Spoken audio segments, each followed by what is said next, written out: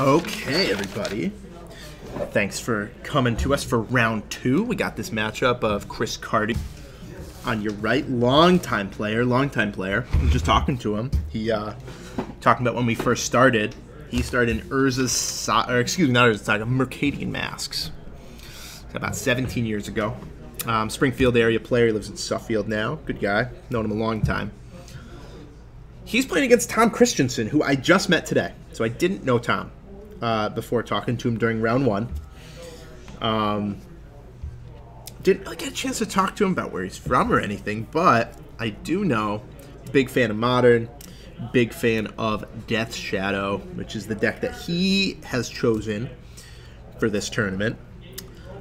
He came up to me like he had a brand new strategy. He's like, yo, you gotta feature me. You gotta feature me. Oh, wow. What are you playing? He goes, oh, Death Shadow. Oh, okay. Okay, that's fine. But you know what? Gotta give credit where credit's due. He asked for the sale, and he got it. And that's the beauty of a small tournament series. We can work with you. Work with the players. If you want to feature, if you want to deck tech. Hell, if you just want to come in the booth and commentate for a round, you can do that. That's fine. I have no problem with that. Bigger tournament series, you know, it's a little impersonal.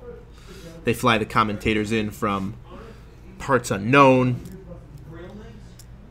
And it's kind of a large corporation. But this one, the Titanium series, especially since it just started, very small, personal, local.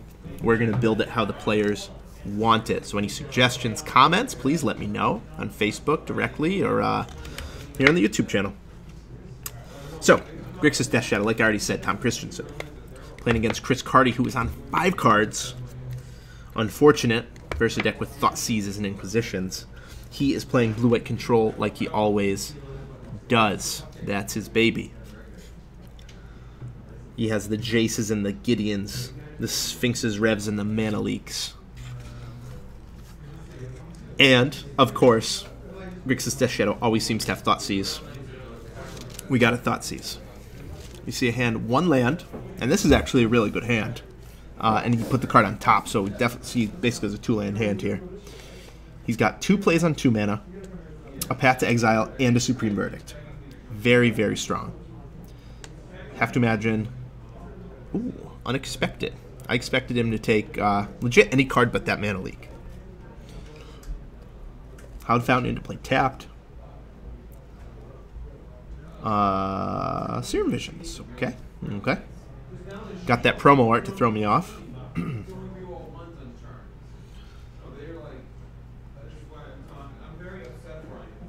So, see the life totals here. 6, 7, 8, 9, 10. Tom Christiansen is at 10 life. Death Shadow is a 3/3.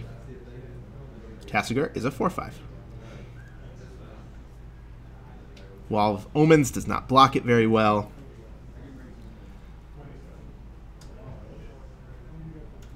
Path to Exile does take care of it, but puts Chris Carty even a further card behind, giving his opponent a free land with which to hardcast the Gurmags later, the Tasigurs later, the Lilianas.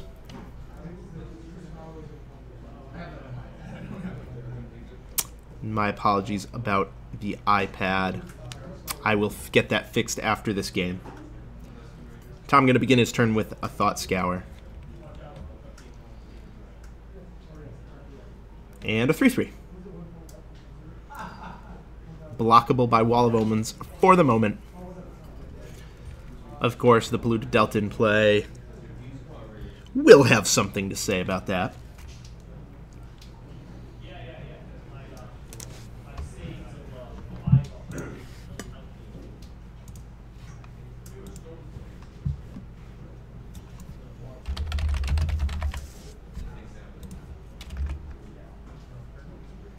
Chris, though, making land drops. Trying to claw his way back into the game. The longer the game goes, of course, the better it gets for him. He has Planeswalkers and X spells. He has Cryptics.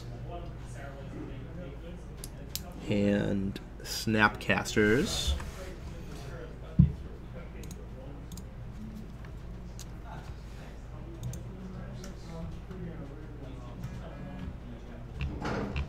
Come on, Tom. You're killing me here. I try and look you up on Facebook to see where you're from so I can sound all clever. And your Facebook's private, man. What are you doing to me? So anyways, Death Shadow is 6/6. Takes a third of Chris's life total. He has 2 more attack phases to find an answer. Tom's hand, Dreadbore, Kolagons, and a blue card. Supreme Verdict kills that, but Kolagons says discard, get my Death Shadow back. All card advantage for Tom Christiansen. Thought Scar fuels the yard. Seer Visions fixes the draws.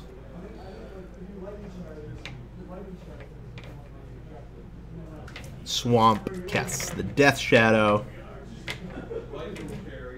Let's see what Chris has. Cryptic would be fine. Gideon would be great.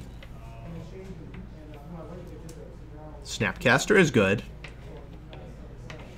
And all of a sudden, Tom Christiansen, yeah, he has a mana base, but he's down to just 2 cards in hand.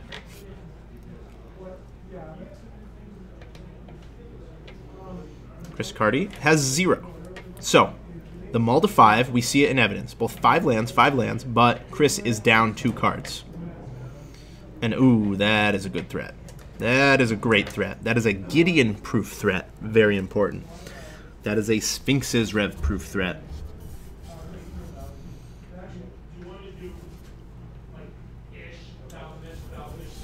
Now, of course, Chris does have a lot of good draws. He has Gideon Draw. He has Detention Sphere. Spreading Seas is fine. Jace is fine. Cryptic is, you know, it's okay. Let's see. Oh, 4 mana. That's good. 4 mana. This is looking like a Jace.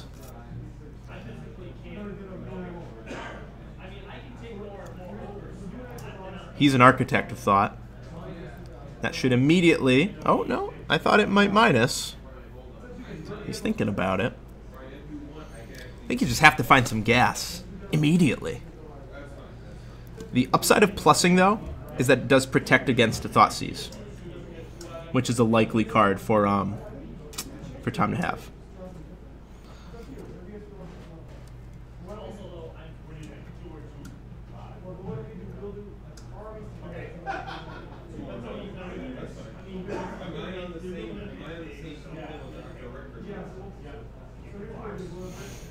No, that 1 card in Chris's hand, if I were Chris, I wouldn't be too attached to it because, well, very likely to be seized.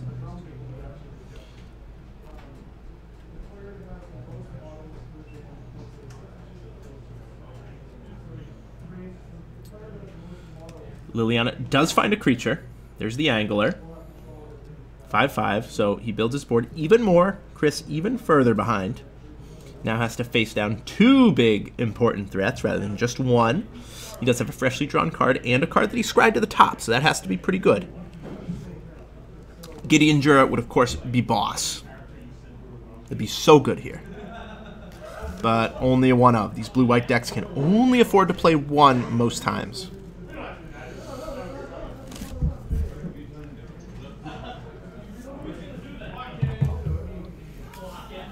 Likely cards for Tom Christiansen to have: Snapcaster Mage, Kolagons Command, Fatal Push, Terminate. Probably doesn't have a Negate. Probably doesn't have a Stubborn Denial.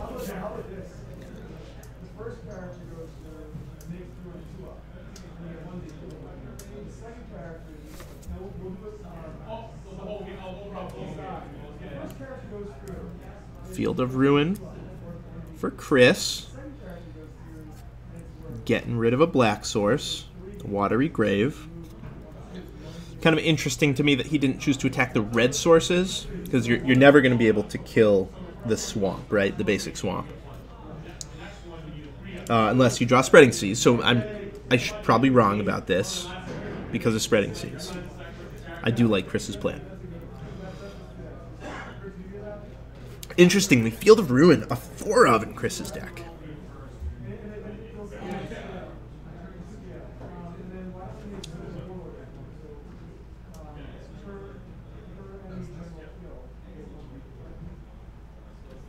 Cryptic, bounce, draw.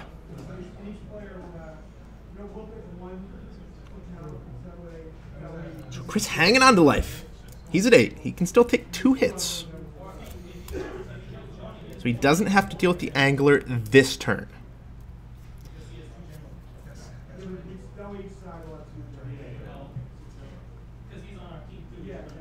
Ooh, snapper. So Tom says, still at the end of turn, get back a Gurmag, discard your last card, and now Chris really has to draw something like a Supreme Verdict, of which he has 2 left. No, it's a land. Okay. Chris scoops him up. That was tough. That was tough for Chris. He fought hard. He did what he could. He played every turn like he had to. I see nothing that he could have done there really differently. But the mull to 5. When you mull to 5 against a deck with how many discard spells? 4 Thoughtseize, 1 Inquisition, so 5 turn 1 discard spells. That's just going to happen. The only thing that Chris could have done differently, I think, he could have upped Jace Architect of Thought. Now, he would have lost even harder if that happened, because Dreadbore took it out. But that may have been a better play, because such a likely holding for Tom is a discard spell. Being that you've had an empty hand, and he's had no real opportunity to cast his discard spell, so it's something to think about, I guess. Get it out of lightning bolt range, I guess, but, you know, either way, it would have gotten Dreadboard. And either way, if you're Chris Carty, you're losing that game.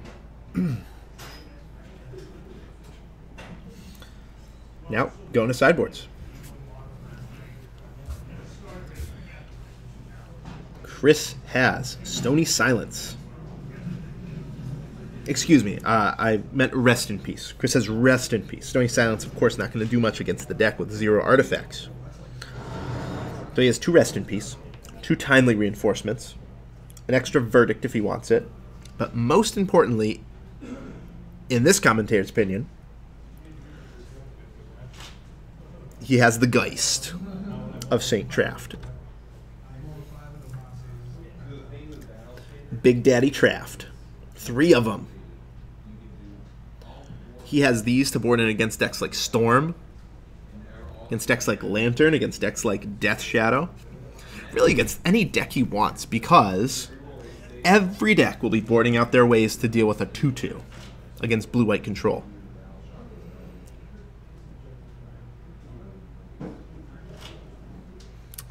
So I expect him to board these cards in. Probably boarding out some number of Snapcasters, because of course when you're boarding in Rest, you board out Snapcasters. That's obvious. Maybe you'll leave 1. You can leave 1 if you want to. So I expect to see that. Thomas, on the other hand. A lot of 1-ups for Thomas. He has 13 unique cards in his sideboard. So I'm not even going to really begin to guess exactly how he's going to board. That's an exercise in futility. And I only have these 3 minutes. So instead, I will just say the ones he will definitely be boarding in. A Rise Fall. Another Liliana. A Young Pyromancer. A Nihil Spellbomb. And that's about it. He actually has a very bad sideboard against blue-white control. Very bad sideboard. He's filled his sideboard with reactive cards, with answer cards. But there's no answer card for a Drago strategy. That's not how that works. Instead, he has like Biforce, Surgical, Disdainful Stroke, Staticaster, Collective Brutality, Ceremonious Rejection. So I expect Chris to have much more game going forward. This should be pretty interesting. Unfortunate part for him is that he is taking his third mulligan in 2 games.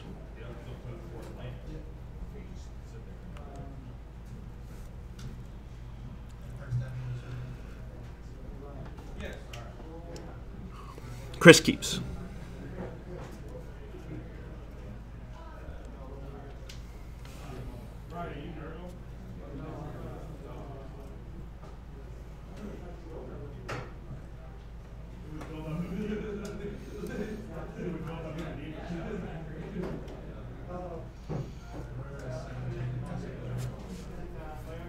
Here we go.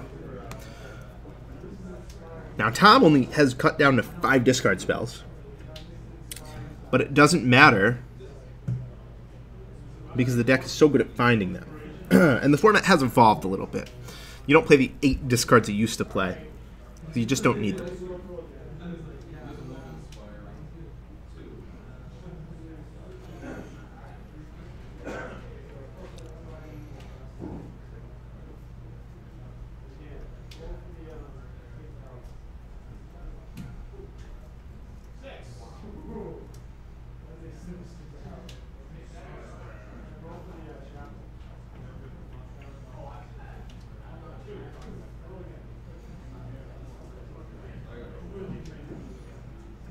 Let's see if Chris... Oh, okay. He slams the Rest in Peace. I thought maybe it was going to be a Spreading Seas.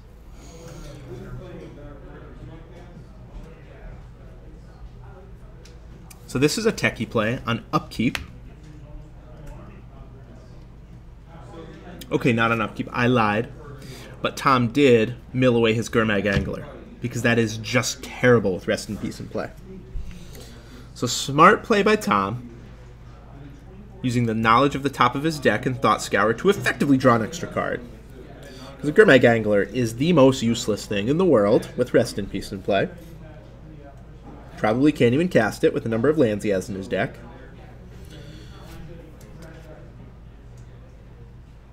Thoughtseize takes the Jura, the most powerful card in Chris's deck.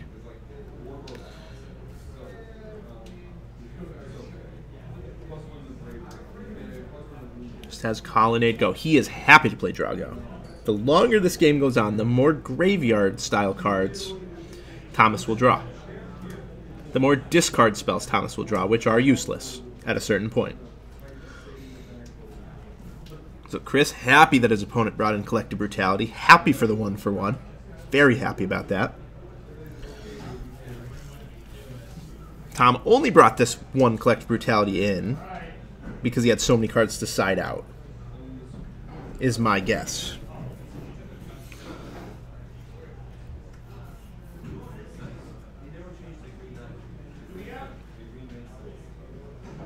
And we see here how many of Tom's cards are neutered, because Serum Visions instantly bottoms. Death Shadow is a 1/1.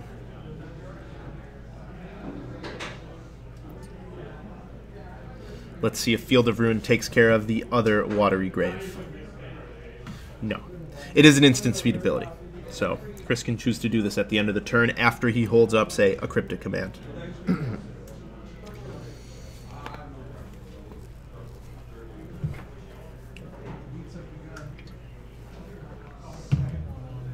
Another 1/1 Death Shadow.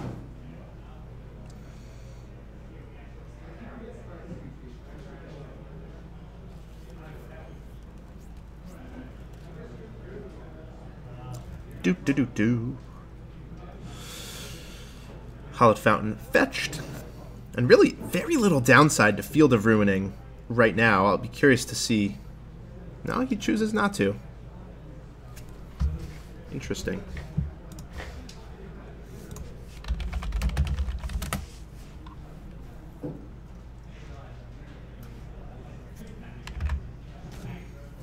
Colonnade beats. Chris says, all right, bro, race me.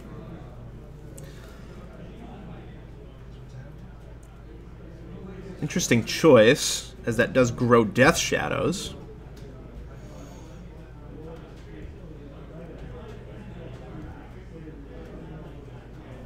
But with Chris having a path, it does swing the race in his favor. He can be pretty confident that there are 0 fatal pushes in the 60 of Tom Christiansen now.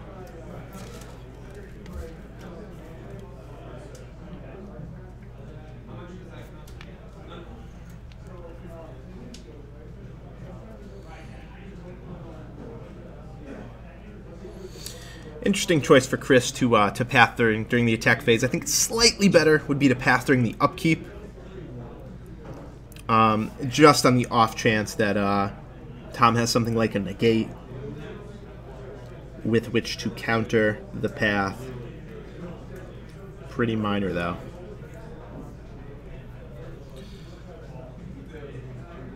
Serum Vision's on the stack for Tom. Chris says, okay, that's fine. Perhaps signaling a cryptic command from Chris.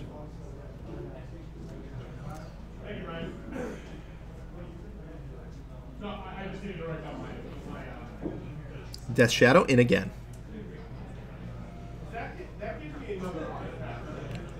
Cryptic modes should be bounce draw here.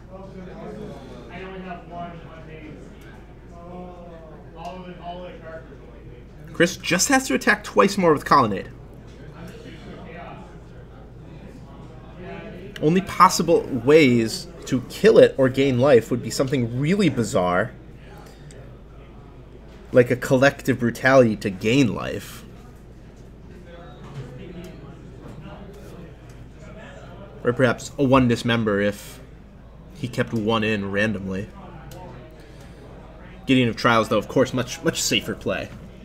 Gideon of Trials so good against these Death Shadow decks. Forces them to overcommit to the board, commit 2 giant threats. And then the Supreme Verdict comes down. Chris Carty has this game well in hand. Far, far ahead.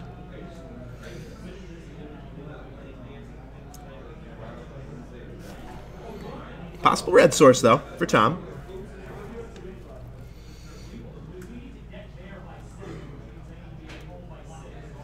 Only takes 1. He's at 7.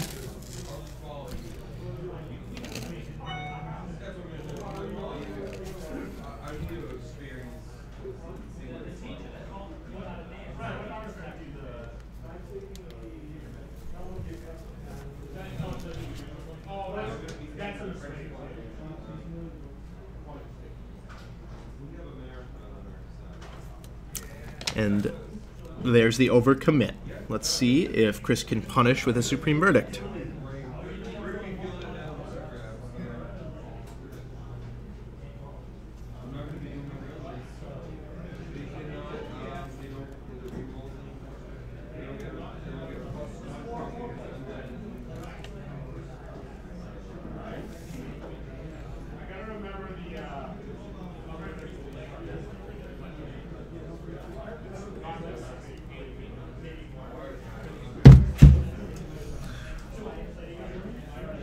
Chris decides on path, plays it first to play around a potential counterspell. Very smart. He has to just make sure that the plan he's drawn up, the line he's devised, does not get disrupted. Most likely disruption, of course, being counterspell.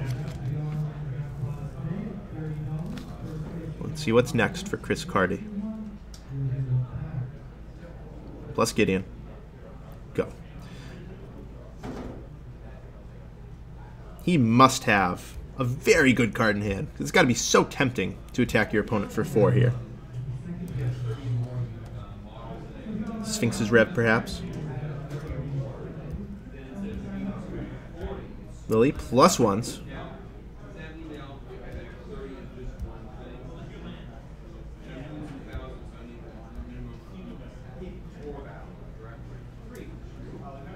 Now here's the Field of Ruin. Going after the black sources. Wow.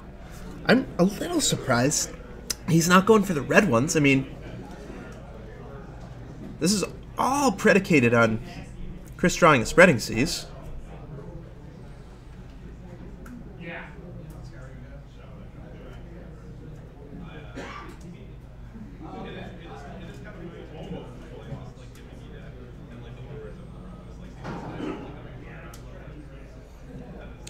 Non-basic lands have gone through a lot of changes in this blue-white deck. At first they were Ghost Quarters. Then people realized that Tech Edge was a little better. That didn't cost a card. Now they moved to Field of Ruin, as it still doesn't cost a card. It still deals with a non-basic land, but also gets you a land, so your Colonnades are easier, your Sphinxes, Revs, all this stuff's easier. Ah. There's the Spreading Seas.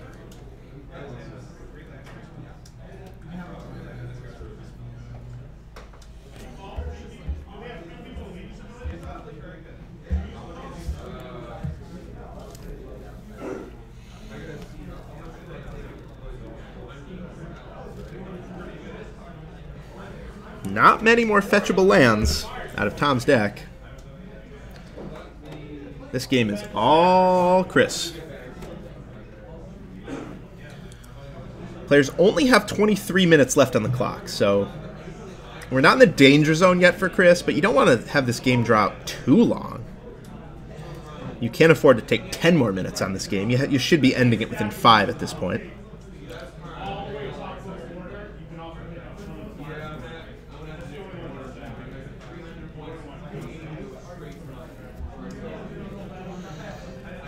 One top, one bottom for Chris Carty.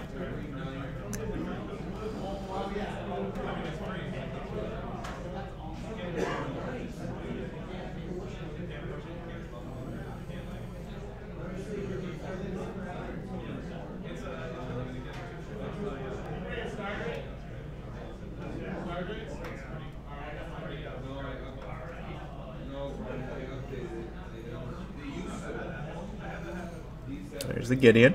And wow, just a go. Curious. Chris is playing it ultra safe here. Interesting. He changed gears really quickly. His opponent had 2 Death Shadows. He attacked with Colonnade, indicating he wanted a race.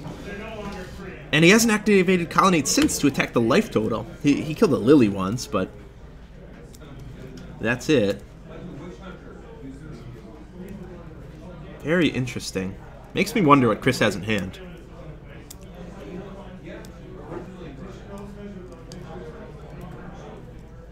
Third Watery Grave. That's the last one. Grimag Angler's uncastable. Tassiger, I think, is castable. If there's still a Steam Vents, if he didn't mill a Steam Vents with Thought Scour, it's still castable. Steam Vent's the last land in the deck. And there it is.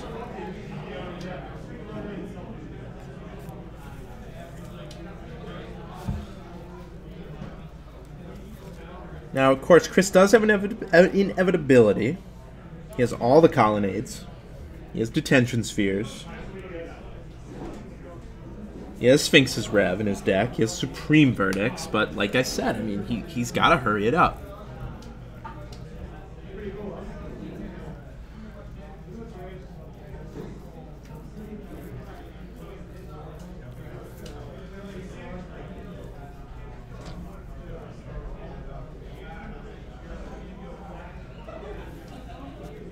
They have 20 minutes left.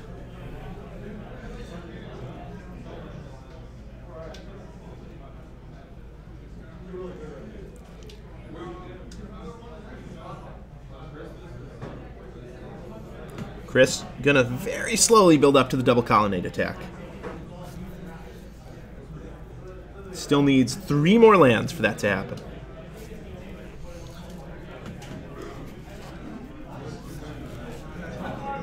Very interesting how he's changed gears here.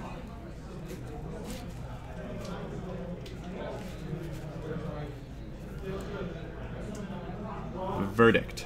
Uncounterable. Now the Gideon beats will happen.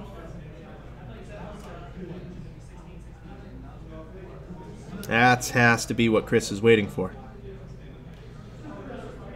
Oh, no, he goes Emblem.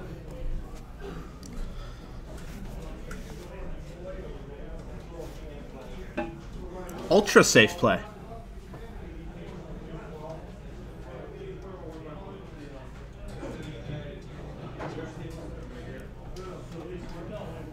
Polygons. 2 to Gideon, discard a card.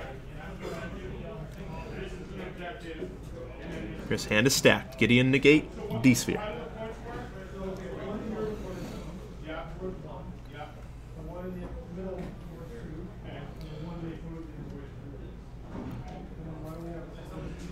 I have to imagine it's Gideon.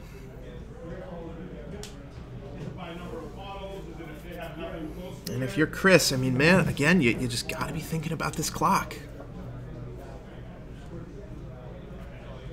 Can't be affording to take a minute on deciding what to discard. You just know it's not negate. It doesn't matter if it's D-sphere or Gideon. Not really. It doesn't change your win rate very much in this spot, I don't think.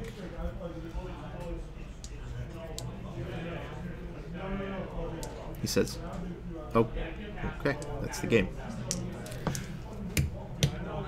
Interesting. That was just a really interesting game.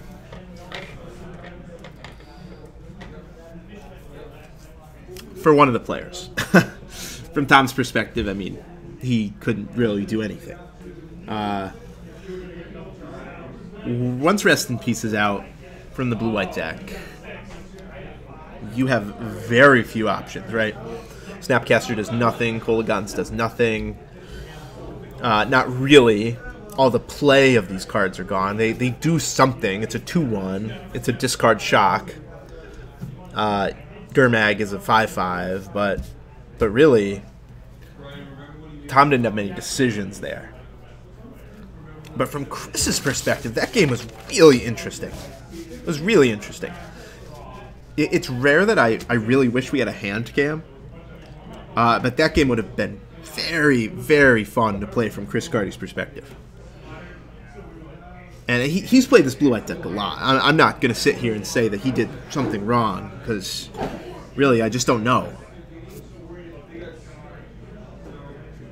I don't have enough expertise with the blue-white Grixis Shadow matchup. But it was interesting.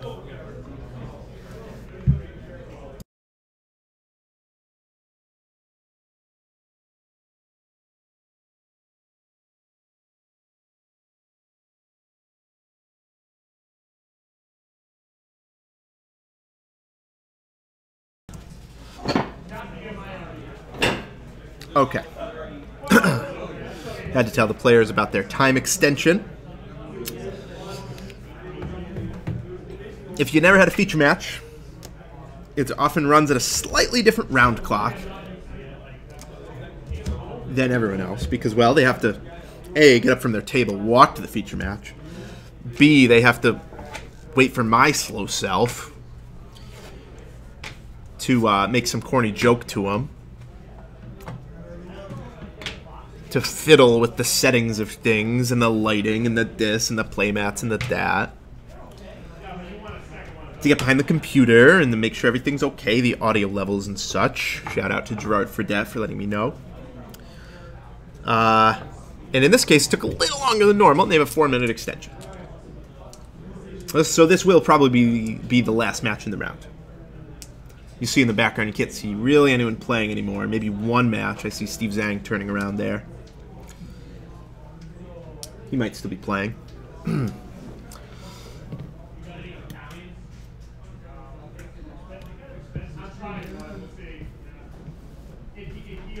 Starting slow, no discards. Let's see if Chris Carty has one of his good 2-drops, a Rest or a Seize. And yeah, Thomas is having none of that. Setting up for a potential Delve creature here. He has 5 cards in the graveyard. Either one of his big Delve threats are castable. 1 mana. Thoughtseize. See what Chris Carty's working with. Verdict, Negate, Snap, Leak, Land, Land.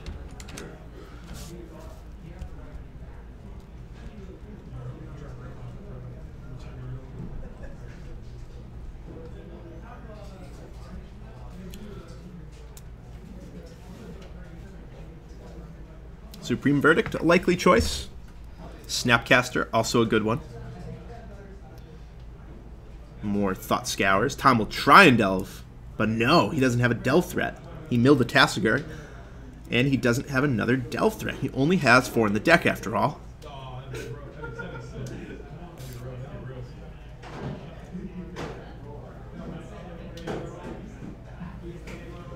Now the Mana Leak is live.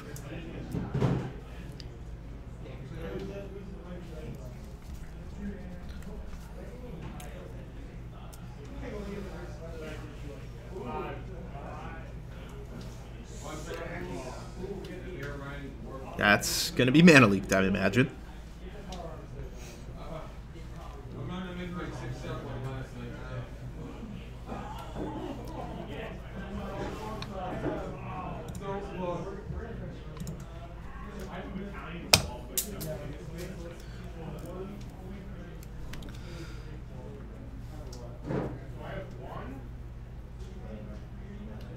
Land go for Chris. This is perfect for him. Just like last game, he'd like to extend it as much as possible. Fall. Effectively going to be him to Torok here. Now Chris does still have, I think, 1 land in hand, but I think you just got to negate this. You don't want to. You're not happy about it. But you just got to do it.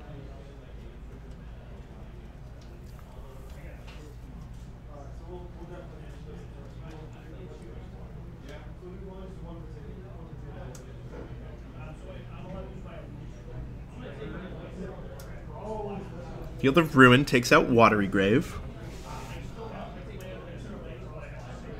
Going to allow Chris to cast his Gideon. Now, if Chris could see the deck list, he might take out the red source here. He might be taking out Steam Vents. Because Basic Swamp is going to cast everything.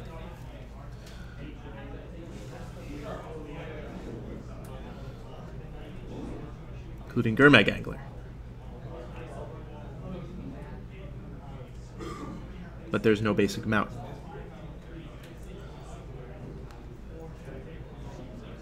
See, the Engineered Explosives hit the bin from Tom. He only had 1. That was, of course, his only answer to an enchantment. Grixis Colors not exactly known for dealing with enchantments very well. So any future rests in peace or D-spheres will be boss. Enchantments are often trump cards in this format. Blood Moon is hard to get rid of. D-sphere hard to get rid of.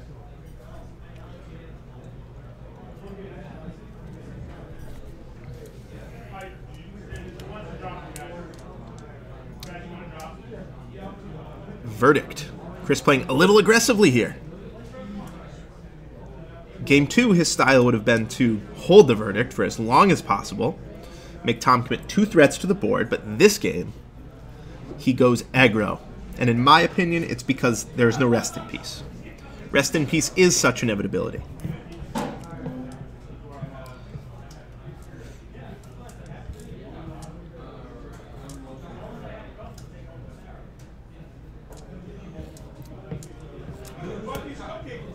Path. Gets rid of the creature, finds the other basic from Tom. Now all Field of Ruins are straight up better wastelands.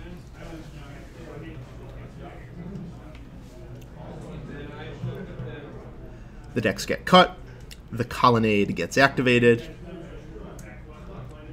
the push is fatal. Tom does have to take 3 for his efforts.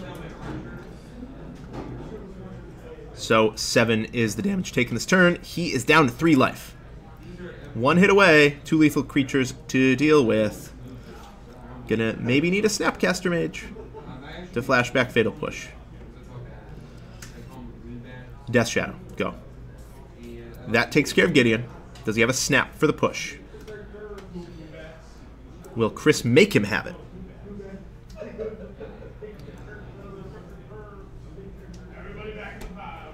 Snap, push. Yep, he has it. Gideon will blank Death Shadow, and actually, at a precarious 3 life, advantage Tom Christiansen. Very surprising. What happened to all Chris Carty's cards in this game? I guess they went into his mana base.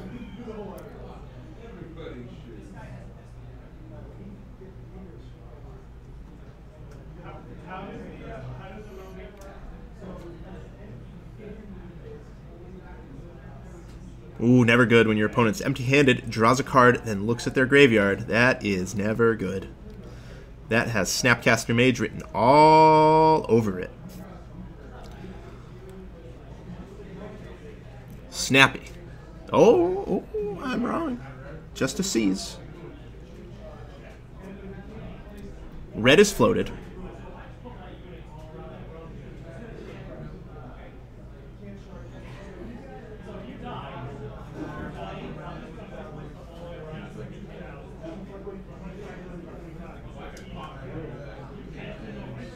Ooh, Kolaghan's Command. Wow. What a play from Tom Christiansen. After being so mana screwed all game. Look at this. He is in business.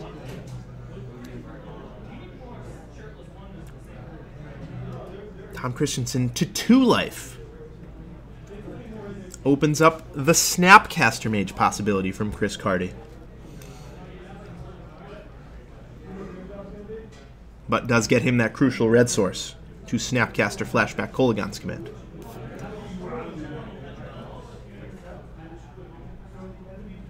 Gideon down. Chris desperately needs a Supreme Verdict here. That Death Shadow is an 11/11.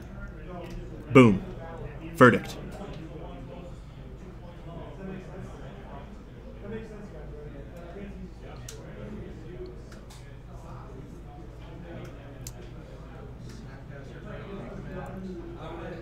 Snapcaster. Kolaghan's. Return a creature. 2 damage to you. Chris Carty empty-handed. Drawn off the top. The calm before the storm. For Chris, he only takes 2. Next turn, he's staring down 13.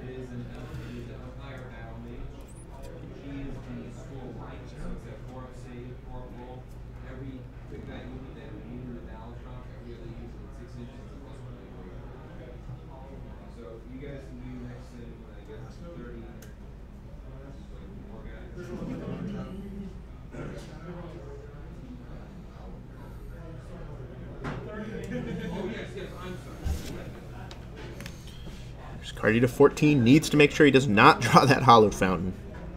Needs to draw right here, right now, something good. Cryptic is great. Buys him time. Gideon Jura is a fog. Getting the Trials is okay. Snap Path is good.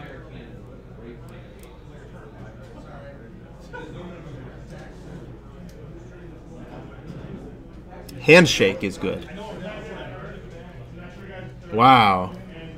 Tom Christiansen fights through the mana screw to win that.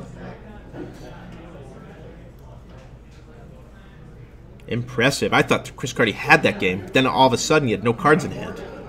I don't know where they all went. He just never drew a real card advantage card. And Tom Christiansen had the Fatal Push that he kept in his deck. I can't imagine there's more than one of those in the deck after board. You want one to have access to, right? To like flip with your Thought Scour. To flashback with your Snapcaster. And he had his one that he kept in. That was a tight match. Congratulations, Tom, and condolences, Chris. Man, I don't know what you could have done differently that game, Chris. Maybe Field of Ruin the red source. Of course, I can say that seeing Tom's deck list, that he does not play 1 Mountain and only plays 1 Blood Crypt, 1 Steam Vents. But that was maybe a turning point in the game where you Field of Ruin the Watery Grave, because you know he has a swamp to get. You're not cutting him off of black mana.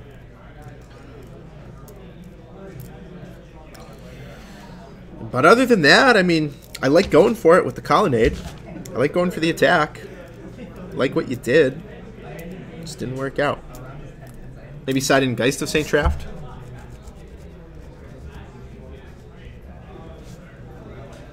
Either way, Tom moves on to 2-0. Chris drops to 1-1. Not out of it for sure. He just won the keys to a brand new Lexus. Look at that. All right, everybody. Let round 3 roll on. And I will too. Thanks for watching. Leave a comment. Subscribe. Do whatever you want to do. Let me know why the broadcast is good. Let me know why the broadcast is bad. Whatever. Thanks for watching.